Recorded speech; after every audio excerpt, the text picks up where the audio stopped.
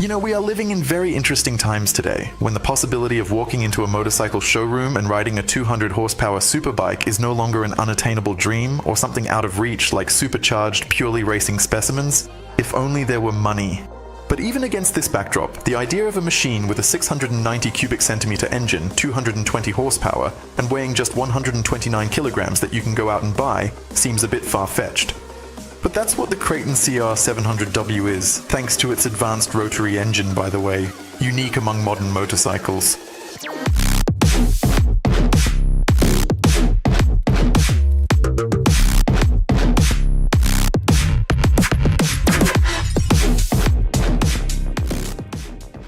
Essentially, the Crighton CR700W is the ultimate evolution of the Norton 588 racing motorcycles, which led Steve Hislop to victory in the senior TT races in 1992 on the Isle of Man, and also propelled athletes like Steve Spray, Trevor Nation, and Ian Simpson to championships in the UK from 1989 to 1994.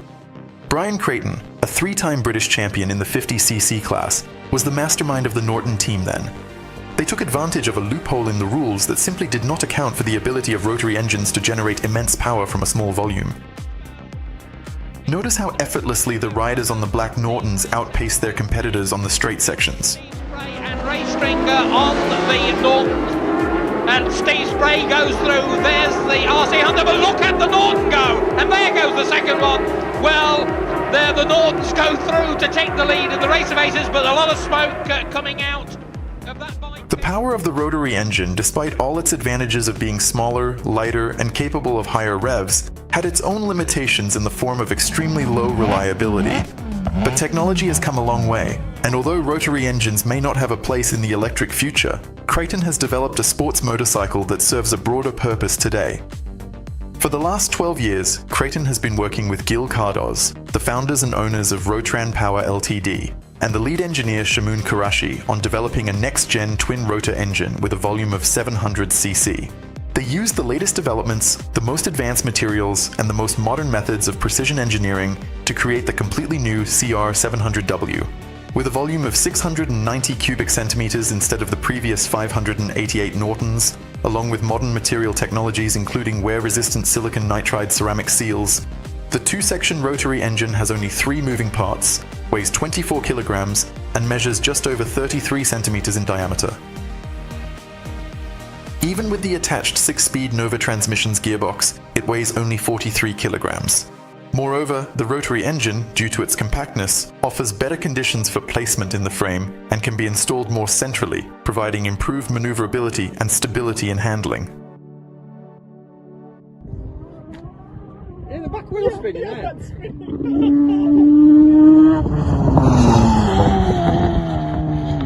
So Brian, it's spinning because it can't get traction. Oh my god. Well, listen, the clutch is slipping. I don't think the clutch should.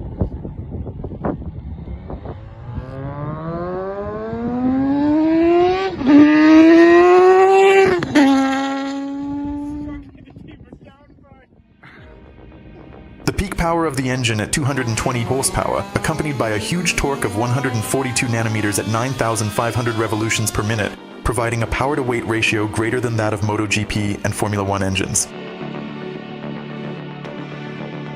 For comparison, the most powerful F1 engine from Bolide Ferrari develops 309 HP per liter at an insane 18,500 revs per minute, and the latest MotoGP bikes produce about 300 horsepower per liter.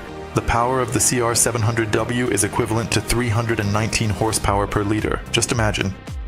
The engine retained a unique racing technology developed by Brian, which can be translated as an exhaust ejector. It increased engine efficiency based on the Venturi effect. I've already provided more details on this in one of my earlier stories about the production Norton F1. You can click on the hint at the top right. Crichton says that special attention was paid to the gearbox, which is known to be problematic due to additional stresses when connected to rotary engines. Nova Transmissions have developed a 6-speed gearbox with a slipper clutch. The chassis will look familiar to anyone who has seen the later generation of Norton rotary racing motorcycles from the 90s, with the same frame and swing arm as the originals made by Pondon. It is made of 7000 series aluminum. The motor oil reservoir is integrated into the main longerons for additional weight reduction, and triple clamps for the front fork are available with various offsets according to the driver's preferences. The fairing, meanwhile, resembles the Norton NRV 588, a brief revival of the rotary idea that emerged in 2009 and was initially intended for participation in TT races.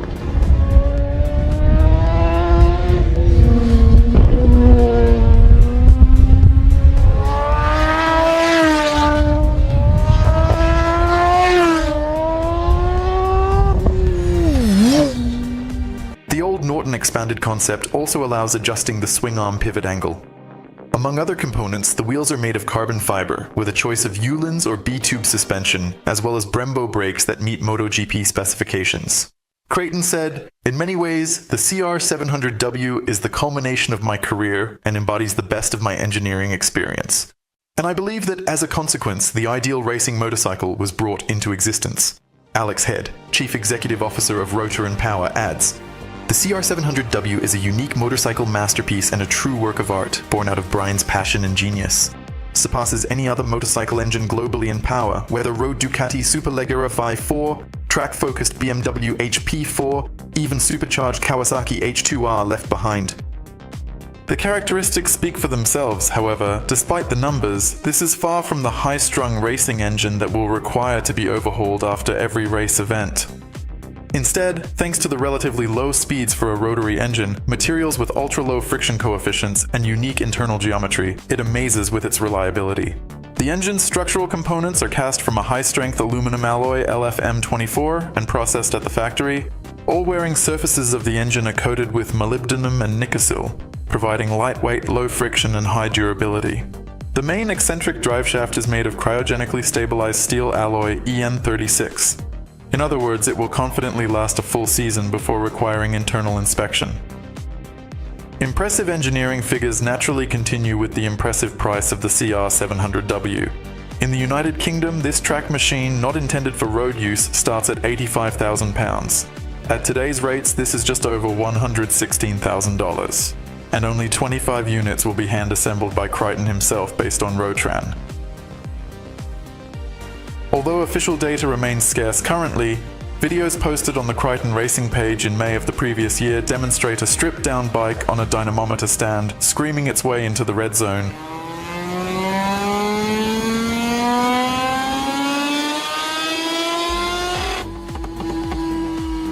A brand new racing motorcycle with a rotary engine was unveiled at an event at the British National Motorcycle Museum on October 30th, 2021.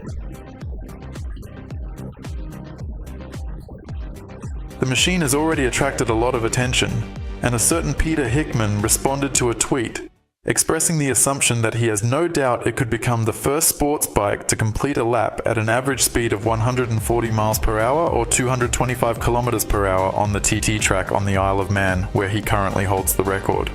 Maybe this is a type of clue. And ultimately the statements of Mason Law, the champion of the 2020 British Super Cup. Riding the Crighton is a phenomenal experience. The raw power of the motorcycle simply blows your mind. The sensation from this machine is similar to the feeling of leaving the runway in the cockpit of an F-35 fighter jet. It has the power of MotoGP prototypes, but also a torquey twist.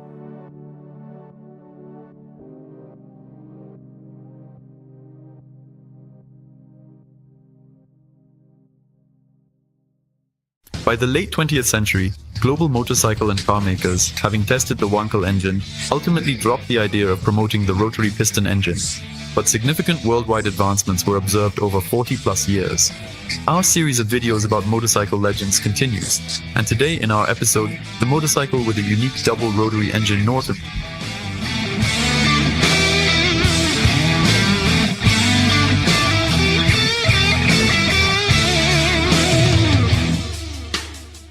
The Norton F1 motorcycle is a refined version of the racing bike RCV 588, which in the late 80s and early 90s showed outstanding results in races, including a memorable victory on the Isle of Man in 1991, where the motorcycle set a speed record of 307 km/h and won the British Championship in 1989.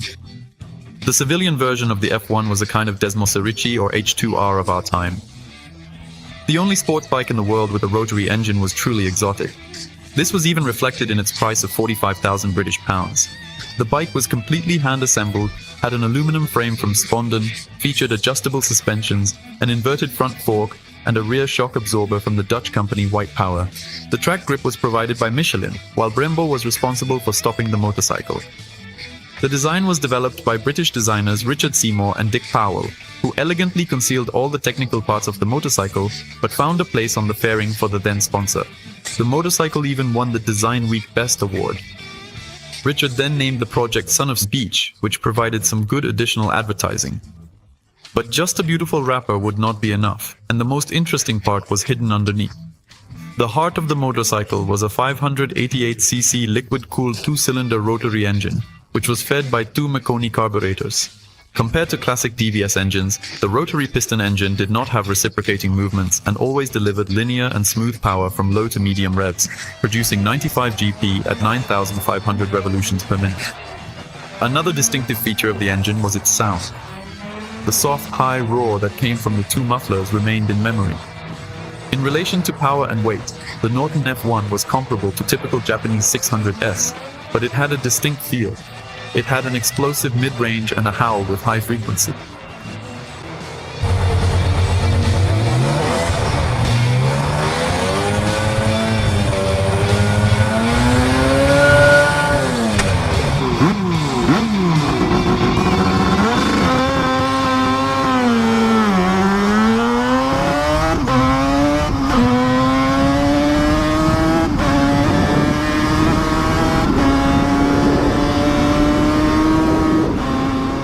But there was a dark side to the coin. Even during the engine development stage, the team faced a number of problems, including poor engine breathing, unstable operation at low revs, and frequent overheating. The engine's fueling issues were caused by air before mixing with fuel, following a labyrinthine path that involved passing through the center of the rotor shaft, compressing the incoming air and making it excessively hot. The developer of the racing engine, Brian Crichton, suggested installing what he called an exhaust ejector on the exhaust. It was essentially a Venturi tube, where everything revolves around pressure drop when a fluid or gas flows through the narrowed part of the tube. It worked like this. The process is based on the movement of air in the tube, which, upon entering the smoothly narrowing part of the ejector, increases speed and reduces pressure. The fast flow carries the external substance and rushes into the high-pressure zone. This solution achieved a massive power increase, almost doubling it.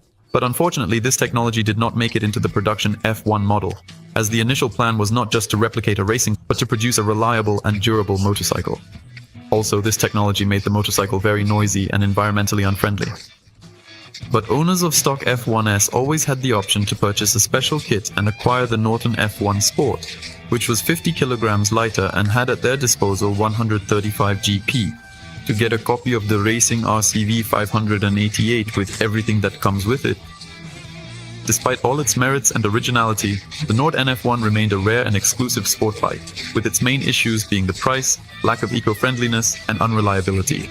However, this motorcycle has made its mark in moto history and has an honorable place alongside the NR750, Britain V1000, and other figures on our channel.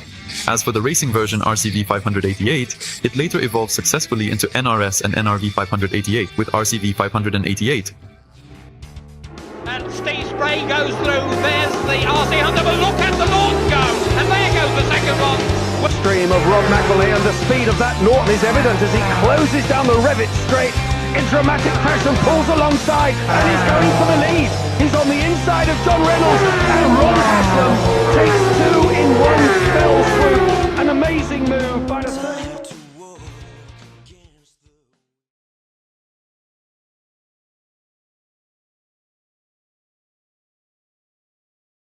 In the late 60s, when the history of modern hyperbikes was just beginning with the arrival of the German 80-horsepower Mammoth TTS, there existed a 100-horsepower rotary alternative. The most powerful motorcycle that money could buy, the Veen OCR 2000 owned by Dutch magnate Hendrik van Wijn, featured a car-like two-section rotary engine with a displacement of 1000 cc and over 100 horsepower. The innovative design of this bike would later be successfully copied by other manufacturers. Just below 40 units were made, each priced at €40,000 upon release.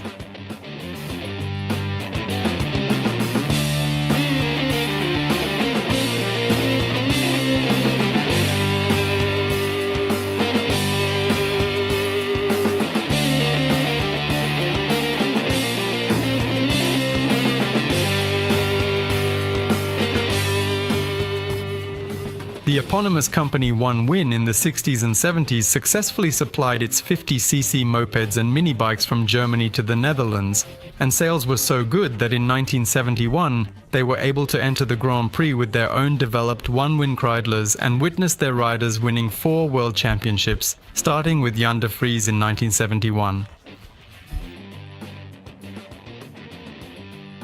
But all this time, Hendrik is thinking about creating his own motorcycle brand. He creates the first prototype based on the 1000cc engine of the Mazda Cosmo in the frame of the Moto Guzzi V7. The result was impressive, and Van Wyn decides to put the motorcycle into production, but using the NSU engine produced by Komodo in the Netherlands. For this, he assigned the design task to one of his racers, Joe Schergers.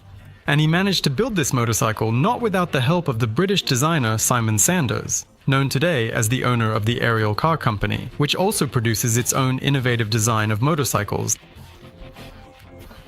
The outcome was unveiled in Cologne in October 1974, where the impressive impact was so powerful that certain high-level managers of BMW Motorrad were terminated for permitting a detrimental effect on the company's highly significant domestic market. In addition, OCR also managed to outshine the Honda Goldwing with Scherger's clearly innovative design, which would later be widely copied by other manufacturers. At a time when the world was steadily recovering from the oil embargo crisis, when a 4-fold increase in gasoline prices put an end to a decade of cheap fuel, the idea of launching such an expensive, excessive, and above all gas-guzzling motorcycle would have seemed risky. However, Hank Van Wyn pursued his dream by establishing a factory for producing the OCR 1000 in his key potential market in West Germany, which was located in Duderstadt. In 1976, some journalists tested his motorcycle. The engine was impressive. In a joint project with Rotary pioneers NSU and Citroën, it was also agreed upon to supply 5 and 10 engines for the OCR 1000. The OCR engine, even at 3,000 revolutions per minute, produced 60 horsepower, despite its dry weight of 292 kilograms. The performance was impressive. The bike accelerated from 0 to 100 in 3.6 seconds and reached a max speed of 224 kilometers per h. Additionally, it reached 200 in just 16 seconds. Even today, this is a decent indicator for a sport tourer. However, complaints from external testers about poor throttle response, gearbox deficiencies, and ineffective brakes were critical factors for such a fast machine with minimal engine braking. Van Wyn delays production, but it was eventually started a year later. The optimistic plans of the Dutch entrepreneur for 2,000 units per year were shattered shortly after the first few motorcycles were delivered to customers. Komodo ceases engine production due to technical issues with rotor sealing. A common issue for early engines, even for Mazda, which will certainly solve this problem later on. Van Wyn struggled with production, and in 1981, after building only 38 units, the factory closed down. But now, 40 years later, the ultra-lightweight Van Wyn has returned to production, partly due to Dutch enthusiast Jovan Rutzler, who purchased remaining Van Wyn engines not put into production.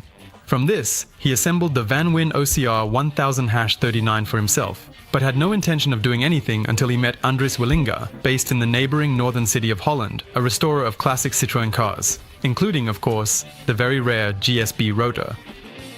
Together, they decided to construct 10 more original and authentic models of the OCR 1000. They restored absolutely everything, starting from the digital design and ending with a full stock of original parts and the supply of small details. Almost everything found, except for steel tubular frame, to be manufactured by Nico Becker, same as original. From this perspective, new OCR not replica, but continuation of original production. Even the aluminum wheels by Ronald were present, which were extremely futuristic at that time, as everyone was riding on spokes. There was also an original 42mm fork with horse internals and a Brembo braking system with dual piston subcalipers on 280mm brake discs. I suppose at that time they were dealing with a braking issue. Back then, all of this was extremely important and partially justified the high price. The motorcycle was exclusively produced in the company's black and green design, a standout feature used by the team's racers. The delivery time is 3 months, and only 10 units will be built, 4 of which have already been sold. The number reflects the remaining engines in stock, in which, by the way, rotor problems were solved thanks to Mazda's solutions. Now a bit about the handling qualities. The engine, powered by 2 Solex carburetors, is very smooth with no vibrations and a distinctive rotary sound, something in between 2 strokes and 4 strokes.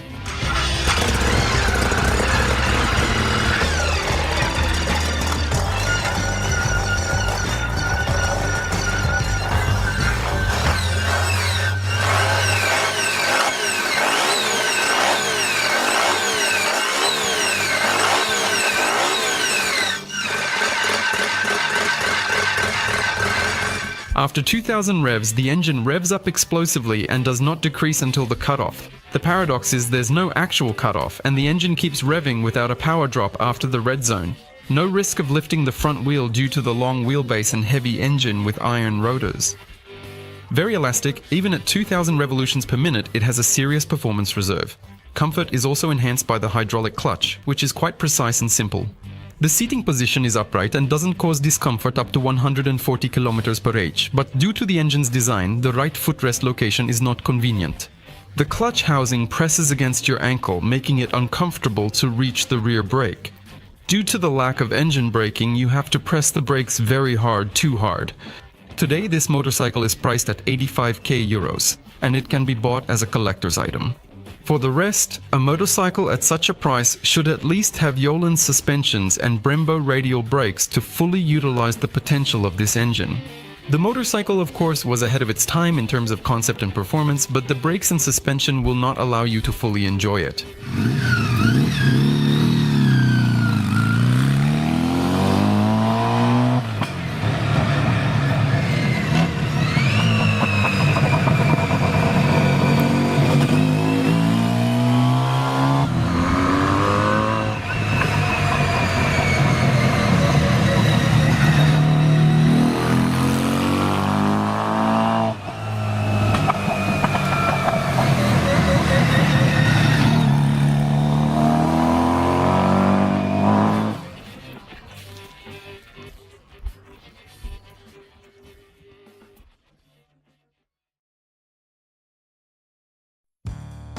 In March 1972, Cycle Guide magazine suggested that the Wankel engine would inevitably capture the market of two-wheeled transport. The quote, in principle, could have taken it by storm, but as we know today, this storm did not happen, although rotary engines could have been a good solution for motorcycles. They are compact, have good power for their weight, and have only two moving parts, the rotor and the crankshaft. By the 70s, manufacturers such as Hercules, Suzuki, and Veen introduced several models with rotary engines to the public. And the first one to enter the market was Hercules with its W2000 in 1975.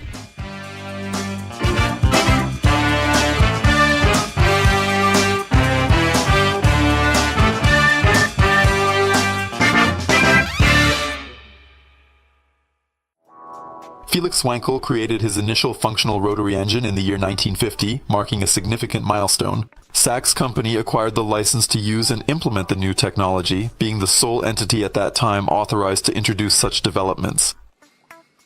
The engine has very few moving parts.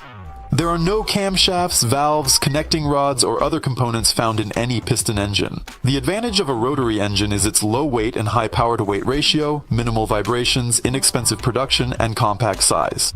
Additionally, there are drawbacks, specifically the high consumption of fuel, the requirement to mix fuel with oil for lubrication, the low torque, and the limited lifespan. In the 70s, after years of debates, the company's engineers decided to implement rotary technology into Hercules' motorcycle lineup and showcased the new engine for the first time at the Fall West 1970 motorcycle show in Cologne. The new 294 cubic centimeter engine produced 27 horsepower and was cooled by an air system. For this purpose, the developers positioned a front axial fan that could operate both at idle and at full throttle. This design allowed to maintain the required temperature in the engine, as rotary engines tend to heat up significantly.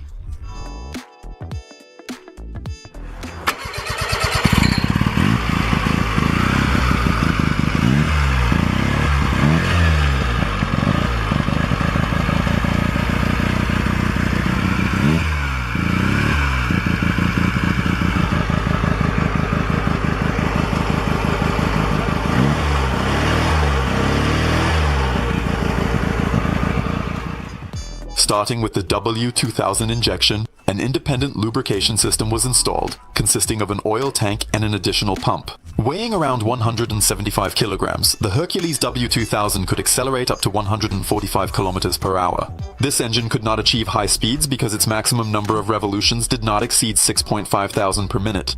Fuel consumption, 7 L per 100 kilometers. Engine size, 300 cc.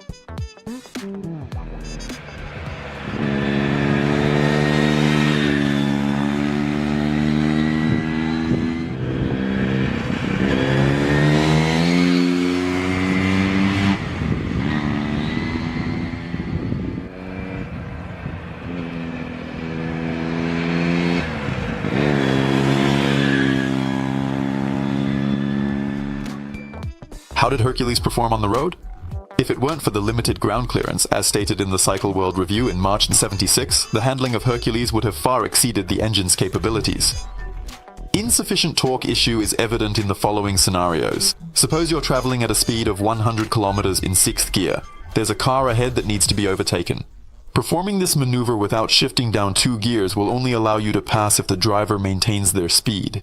Even a slight press on the pedal will result in the end of the situation. Quote from the same Cycle World Review.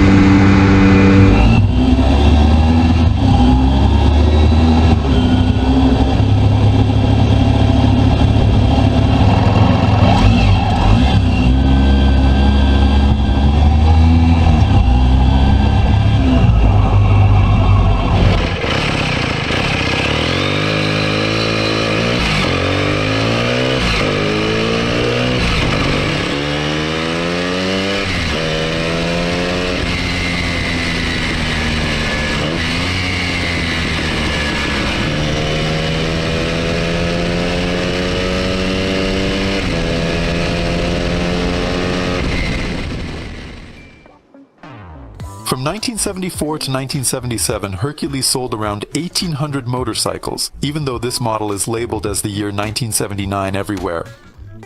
Despite slow sales and a high price of $1,900, the Hercules W2000 made history as a pioneer of rotary and engine technology. Due to the lack of experience with the Wankel engine, insurance companies of that period classified the Hercules W2000 as a motorcycle with a 882cc engine capacity instead of 294. This larger number represents the overall engine output power, not just the combustion chamber volume. As a result, insurance costs in many countries were on par with the most powerful superbikes of that time, despite significantly lower output power.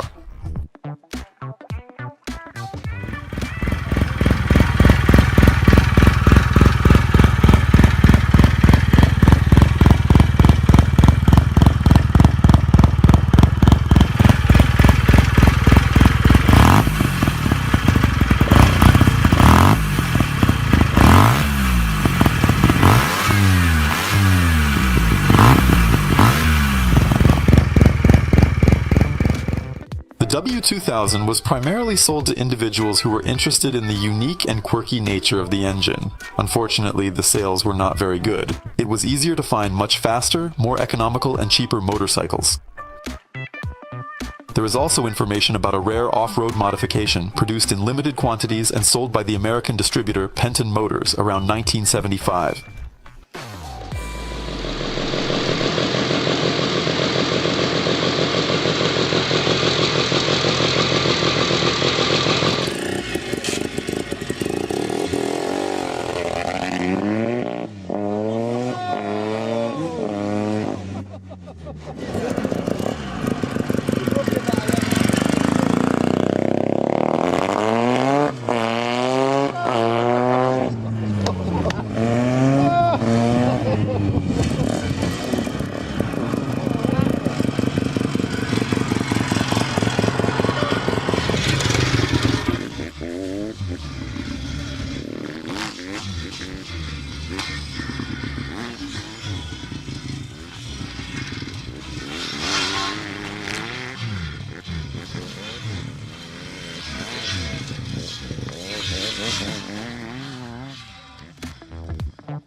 In 1977, the Hercules 2000 model did not die out. Norton Company acquired all assets, as they were impressed by the rotary motorcycle.